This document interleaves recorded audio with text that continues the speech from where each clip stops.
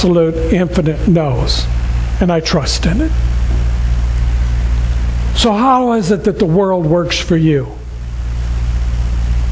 This is a week in which you can take this opportunity to see how the world works for you. There's something remarkable happening this week. The games of the Olympiad, the 30th Olympiad, are coming to a close. These athletes have dedicated their lives to becoming the best that they can be. We have some new games that are beginning called our presidential election. Let's know that we can be the best that we can be. Let's, in our mind, know that through all of that, which may look like a challenge, and we'll take the L out of it, and we'll bring in the change that brings forth and creates a world that works for everyone. But you need to know how it is that it works for you. If you don't know how the world works for you, then it can't create.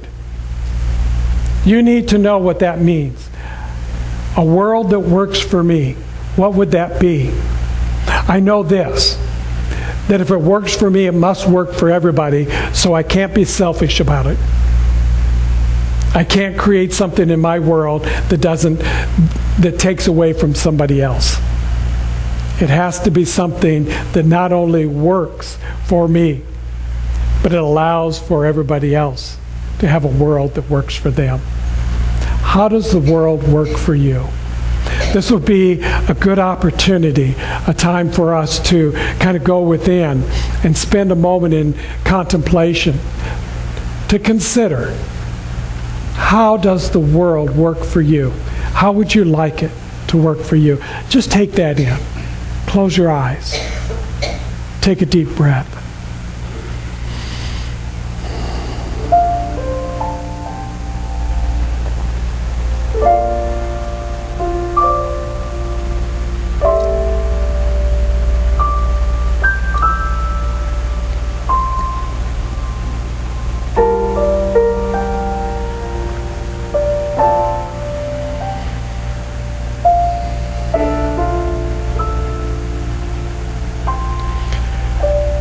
Creating a world that works for everyone.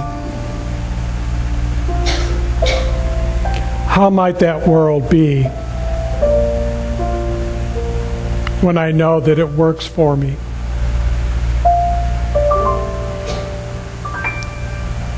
The one mind, the one law, conspiring for my highest good.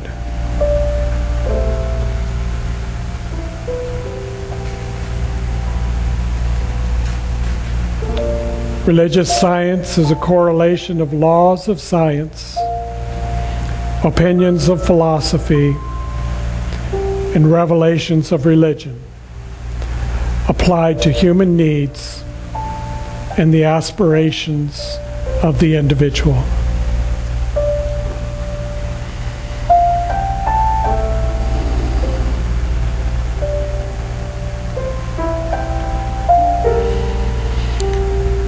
So as you go about this week to consider how it is that the world works for you,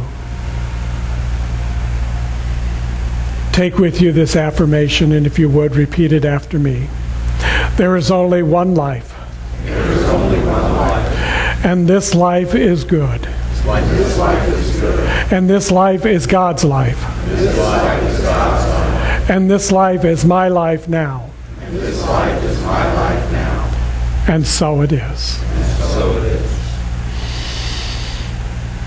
Breathe that in.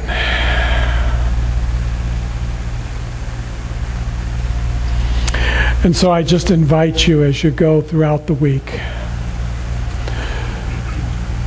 to raise your consciousness to a conviction that there is a power available to you, that you know how to pray.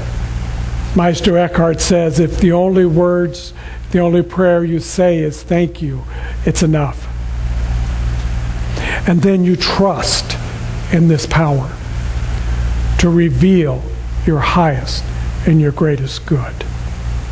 Namaste.